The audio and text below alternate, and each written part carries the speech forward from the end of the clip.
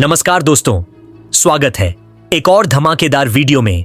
दोस्तों, आज हम बात करने जा रहे हैं बॉलीवुड के एक ऐसे क्लैश की जिसने पूरे भारत में आग लगा दी है, क्योंकि आज सनी देओल की आने वाली धमाकेदार फिल्म लाहौर 1947 पर एक ऐसा हंगामा हो गया है जिसकी चर्चा इन दिनों पूरे भारत में हो रही है। जी हां दोस्तों, इस फिल्म के एक्टर्स आपस में भिड़ चुके हैं। जहां इस फिल्म की शूटिंग चल रही थी वहां कुछ ऐसा हुआ कि कुछ एक्टर्स शूटिंग को बीच में छोड़कर अपने घर चले गए।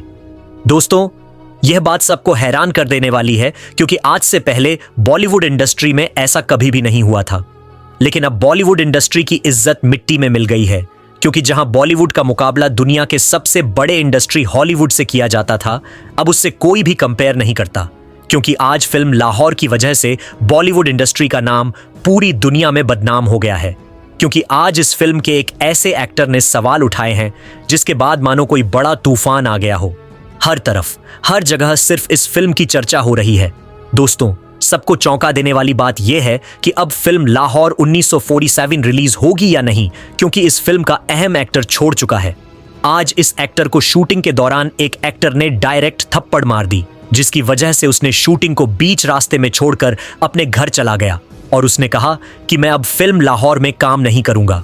दोस्तों, सनी देओल की आने वाली फिल्म लाहौर 1947, जिसकी अनाउंसमेंट डेट 15 अगस्त 2025 थी, यह फिल्म 15 अगस्त 2025 को रिलीज होने वाली थी। लेकिन अब कुछ ऐसा हो गया है कि आप सोच भी नहीं सकते।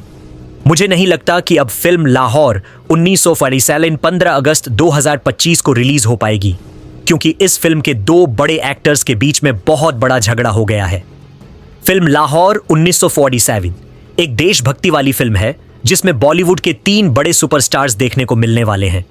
पहले नंबर पर आते हैं बॉलीवुड के लीजेंड एक्टर सनी देओल, जिन्हें देखने के लिए भारत के लोग इतने उतावले हो चुके हैं कि उन्होंने अभी से ही इस फिल्म के टिकट्स बुक करवाने शुरू कर दिए हैं। दूसरे नंबर पर सनी देओल के साथ हमें पहली बार फिल्म लाहौर 1947 में देखने को मिलेंगे। जी हां दोस्तों, मैं बात कर रहा हूं बॉलीवुड में मिस्टर परफेक्शनिस्ट के नाम से मशहूर एक्टर आमिर खान की, जो हमें पहली बार सनी देओल की किसी फिल्म में देखने को मिलने वाले हैं। दोस्तों, इन दोनों के साथ साथ बॉलीवुड की एक ऐसी खूबसूरत एक्ट्रेस देखने को मिलने वाली है जिसके दीवाने न केवल इंडिया में बल्कि पूरी दुनिया में मौजूद हैं। दोस्तों, वो एक्ट्रेस और कोई नहीं बल्कि प्रीति जिंटा है। वही प्रीति जिंटा जो हमें सनी देओल की फिल्म गदर और बॉर्डर जैसी कई खतरनाक फिल्मों में देखने को मिली थी।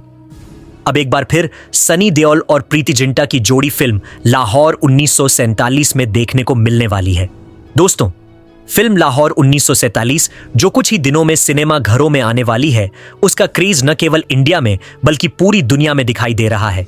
क्योंकि अगर आप इन दिनों दुनिया के किसी भी कोने में जाओगे तो आपको सिर्फ सनी देओल की आने वाली धमाकेदार फिल्म लाहौर 1947 के पोस्टर्स देखने को मिलेंगे।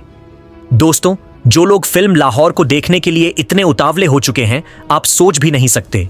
लेकिन फिल्म लाहौर का क्रेज अब धीरे धीरे खत्म होता हुआ दिखाई दे रहा है, क्योंकि आज इस फिल्म के 2 बड़े एक्टर्स का आपस में झगड़ा हो चुका है। जी हां दोस्तों, वो कोई छोटे एक्टर नहीं है, बल्कि वो फिल्म लाहौर 1947 में मेन किरदार का रोल निभा रहे हैं।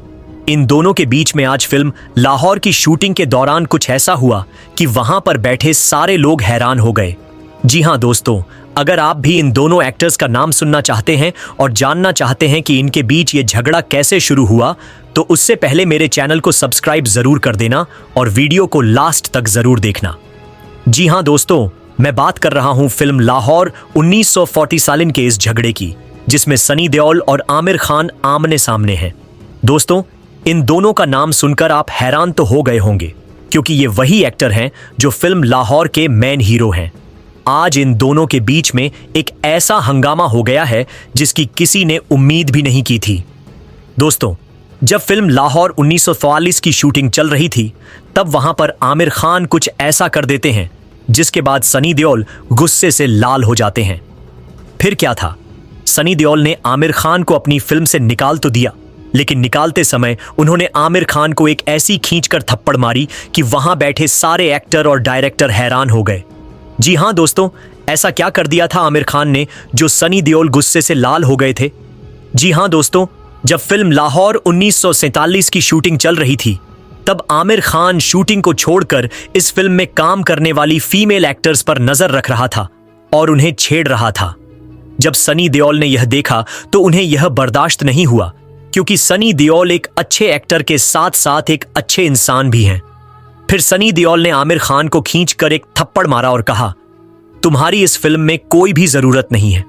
तुम अभी से अभी इस फिल्म को छोड़कर जा सकते हो, क्योंकि तुम हमारी बहनों को छेड़ते हो। तुम्हें शर्म नहीं आती? चल निकल। तुम्हें आज से मैं बॉलीवुड की किसी भी फिल्म में काम करते हुए नहीं देखना चाहता।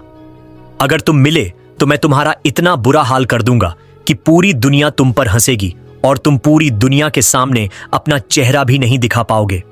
दोस्तों, जैसे ही सनी देओल ने आमिर खान को यह जवाब दिया, तभी से सोशल मीडिया पर सिर्फ इन दोनों के बयान की चर्चा हो रही है। दोस्तों, आप लोगों को क्या लगता है, इन दोनों में से कौन सही है, कौन गलत? अपनी राय कमेंट बॉक्स में जरूर देना और इस चैनल को सब्सक्राइब जरूर कर देना। नमस्कार दोस्तों, आज हम एक ऐसी कहानी की तरफ जा रहे हैं जो सिर्फ एक फिल्म की कहानी नहीं, बल्कि एक सच्चाई का दर्पण है। जी हां, एक ऐसी सच्चाई जो 1947 में हर गली, हर मोहल्ला, हर दिल में गूंज रही थी। मैं आपको लेकर चल रहा हूं लाहौर के उन दिनों में, जब हवाओं में सिर्फ चांदनी या रंगीन खुशबू नहीं थी, बल्कि डर, खून और बिछड़ते हुए रिश्तों की खुशबू थी। और इस दर्द के बीच एक मर्द था, बलराज सिंह, जिसे स्क्रीन पर जिंदा कर रहे हैं सनी देओल। बलराज कोई आम आदमी नहीं था। वो एक ऐसा शख्स था जो मिट्टी को मां मानता था, ईमान को अपना साथी और दोस्ती को अपना धर्म। और जब वक्त ने उसे चुनौती दी, उसने सिर्फ तलवार नहीं उठाई, अपना दिल भी दांव पर लगा दिया। लाहौर एक ऐसा शहर था जो अपनी रूह में तहजीब, मोहब्बत और रंग समेटे रखता था। सुबह की पहली रोशनी जैसे ही बादशाही मस्जिद के गुंबदों को छूती, पूरा शहर एक नई जिंदगी से भर जाता। बाजार, रंग महल, अनारकली, उनमें रंग, खुशबू, आवाजों का मेला लगा होता। चटोरी गलियों में तंदूर की रोटी की खुशबू, हलवाई की कड़ाही से निकलती जलेबी की महक। बच्चे किल्ली डंडा खेलते हुए चीख रहे होते और चबूतरों पर बुजुर्ग हुक्का पीते हुए पुरानी कहानियां सुनाते। उस वक्त लाहौर एक ऐसा शहर था जहां हिंदू, मुस्लिम, सिख सब एक ही थाली में रोटी तोड़ते, एक ही प्याले में चाय पीते। ईद पर मिठाइयां बांटी जाती, दिवाली पर घरों में दिए जलते और बैसाखी पर ढोल की थाप पर सारा मोहल्ला नाचता। और इसी शहर का एक बेहतरीन बेटा था बलराज सिंह। बलराज का घर शहर के एक कोने में था, जहां आम के पेड़ के नीचे एक पुराना चारपाई होता। सुबह 5 बजे उठकर वो पहले रेलवे स्टेशन की तरफ जाता, क्योंकि रेलवे में क्लर्क था। उसके बाद दोपहर को घर लौटकर मां के साथ खेत का काम करता और शाम को छोटे भाई के साथ सपने सजाता। बलराज की मां, एक मजबूत और प्यारी औरत, हमेशा कहती थी, बेटा, इंसान का असली धन उसका सच है। जो सच के साथ है वो कभी हार नहीं सकता। बलराज इस बात को अपनी जिंदगी का मंत्र मान चुका था। 1947 का बसंत का मौसम, लेकिन इस साल के बसंत के रंग कुछ और ही थे। बाहर से आने वाली हवा अब मीठी नहीं लग रही थी। उसमें एक अजीब सा बोझ था, अफसोस का, गुस्से का, डर का बोझ। शहर के चौक पर लोग अफवाह फैलाने लगे, अब ये मिट्टी एक नहीं रहेगी, हिंदुस्तान अलग होगा, पाकिस्तान अलग। अब दोस्ती के बीच भी दरार पड़ रही थी। एक शाम बलराज अपने बचपन के दोस्त करीम के साथ चाय पीने अनारकली बाजार गया। करीम एक मुसलमान था, लेकिन दोनों के बीच कभी मजहब की दीवार नहीं आई थी। दोनों एक दूसरे के घर जाते, एक दूसरे के साथ रोटी खाते। लेकिन उस दिन करीम की आंखों में एक अजीब सा सुकून भी था और एक छुपा हुआ डर भी। करीम ने हिचकिचाते हुए कहा, बलराज, लगता है वक्त बदल रहा है, हो सकता है हम वैसे ना रहें। बलराज हंस पड़ा, अरे तू पागल है क्या? तू मेरा भाई है, ये राजनीति के तूफान हमारे बीच नहीं आ सकते। करीम ने बस हल्की सी मुस्कान दी, लेकिन उसकी आंखों में एक आंसू का कतरा चमक गया। एक दिन रेलवे स्टेशन पर एक ट्रेन रुकी और उस दिन ने बलराज की जिंदगी बदल दी। ट्रेन के दरवाजे खुले, लेकिन अंदर से जो निकला वो जिंदा लोग नहीं, लाशें थीं। बच्चे, औरतें, बुजुर्ग, सब खून में लथपथ। बलराज ने अपनी आंखों से वो मंजर देखा और उसका दिल फट गया। उसने देखा एक छोटी सी बच्ची जिसकी उंगली अपनी मां के कपड़े के कोने में अटकी थी, लेकिन मां की सांस कब की रुक चुकी थी। उस पल बलराज समझ गया कि अब ये लाहौर वो लाहौर नहीं रहा। उसने अपने गांव के लोगों को इकट्ठा किया। सुन लो सब, अगर हम यहां रहे तो ये मिट्टी हमसे हमारा खून ले लेगी, हमें निकलना होगा। इस तूफान के बीच एक और कहानी थी, एक मोहब्बत की कहानी। नूर, एक मुस्लिम लड़की जो बलराज के दिल के एक कोने में बसती थी।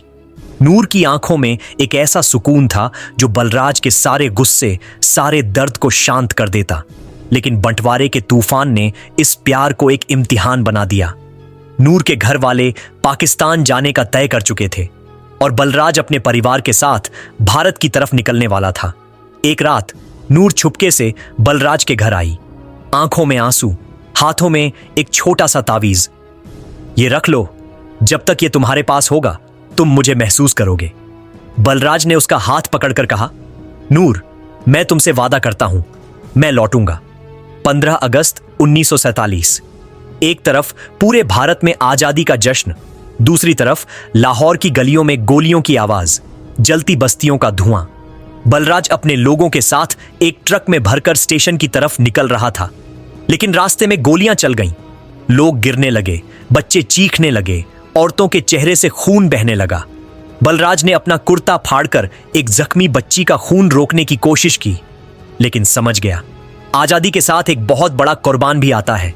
अगर वीडियो पसंद आए तो मेरे चैनल को सब्सक्राइब जरूर कर देना। तो मिलते हैं अगली धमाकेदार न्यूज के साथ, तब तक के लिए गुड बाय, टाटा।